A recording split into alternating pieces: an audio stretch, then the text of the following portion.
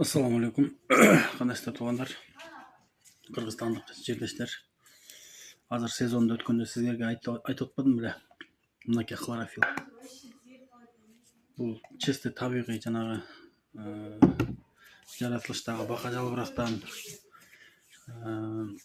лапуктан жасалган хлорофиллдер. Бул ашказан ооруга, ашказанда язвасы барга, язвасы барларга, анан өтү менен боор ооругандарга, койчу бүт ден соолукка өтө жакшы. Ошону азыр как раз сезондо чыгарып, кадимки эле мындай тоолуу районунан терсеңер жакшы. Могу машинанын углекислый газдары жок жерденчи үйгө алып келип туурап, кадимкидей балта менен жанчып, соковыжималкаңар болсо чыгарып, анан холодильникке сактайсыңар.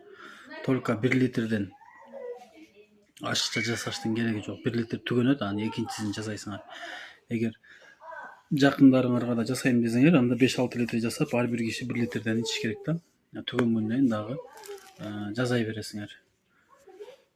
Ошол азыр как раз сезонунда жана уйбеде дагы эме крапива, одуванчик, ошолордун тамырларынын өтө полезный.